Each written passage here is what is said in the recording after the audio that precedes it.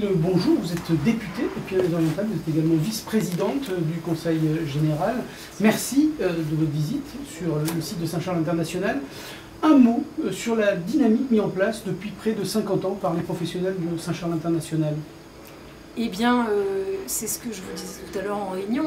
Je crois que le mot, moi, que je retiens, c'est que finalement, en tant que députée des Pyrénées-Orientales et de la 3e circonscription, c'est que je suis fière de Saint-Charles International parce que je crois que effectivement, c'est une chance que nous avons d'avoir cette plateforme dans les Pyrénées-Orientales. C'est vraiment effectivement depuis plus de 40 ans maintenant la volonté d'un certain nombre de professionnels qui font différents métiers en fait, hein, puisque il y a des transporteurs, il y a des expéditeurs, il y a des producteurs, il y en a qui font des transactions, et donc c'est finalement cette alchimie entre l'ensemble de ces professionnels qui a abouti à ce résultat que je trouve remarquable pour notre département. Vous portez ce message à Paris à chaque fois, vous pouvez. Je porte bien entendu ce message à Paris, et encore une fois, je pense que nous avons des marges de manœuvre et nous aurions intérêt à faire mieux connaître encore cette plateforme au niveau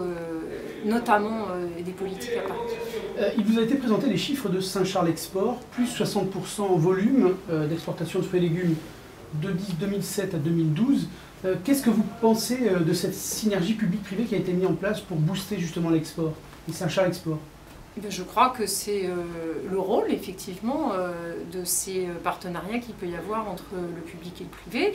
Je crois que depuis plusieurs années déjà, la région Languedoc-Roussillon a affirmé son rôle moteur là-dedans, et même un rôle moteur en France, hein, avec la marque Sud de France, avec les maisons de la région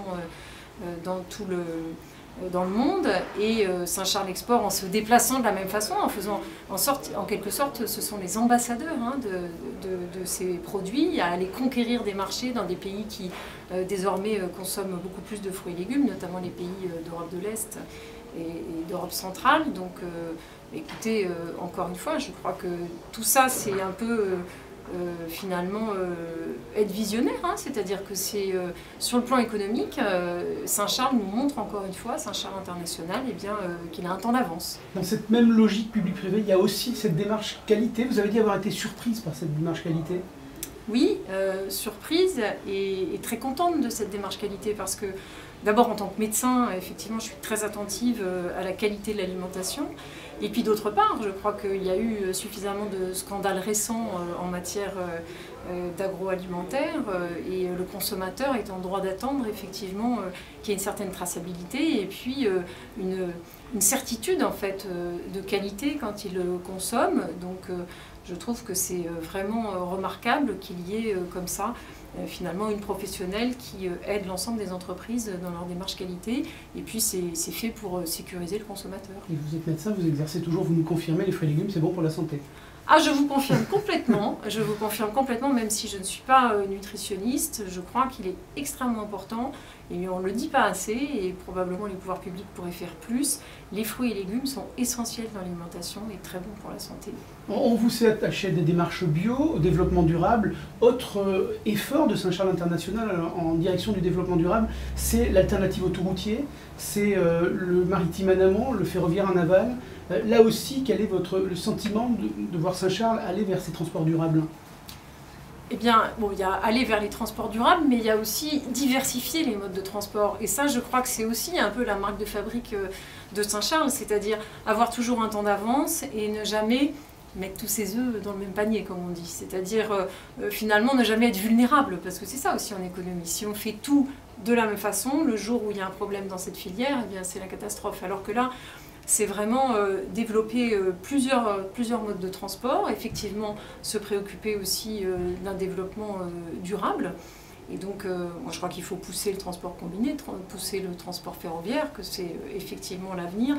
J'ai compris qu'il y avait des freins et je vais aider à les lever. Très bien, dernière question. Saint-Charles International, c'est le poumon économique de votre circonscription, madame la députée.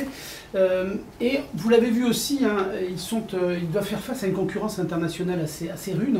Comment l'État, la région, le département peuvent-ils mieux accompagner Saint-Charles International avec aujourd'hui en filigrane, bien sûr, le maintien et la création d'emplois locaux, qui est, je crois, la cause nationale? Oui, vous avez complètement raison. L'emploi local que procure Saint-Charles ici est essentiel. 2000 personnes, 2000 emplois. Oui, c'est absolument essentiel. Et bien, l'aide finalement des pouvoirs publics pour les entreprises en général, elle est de plusieurs types. Mais je crois que l'aide essentielle, et on en a longuement parlé pendant toute la réunion, c'est finalement aider pour les infrastructures. Parce que finalement, pour qu'une entreprise puisse exercer ses compétences, il faut que le territoire soit aménagé. Alors, en plus, quand c'est une entreprise de transport, je crois que le rôle de l'aménagement est encore plus important. Mais donc on l'a souligné, c'est les ports, c'est effectivement le chemin de fer, ce sont aussi les routes, parce qu'il faut que les camions puissent circuler. Et donc le rôle de la puissance publique, c'est effectivement les investissements pour l'aménagement du territoire.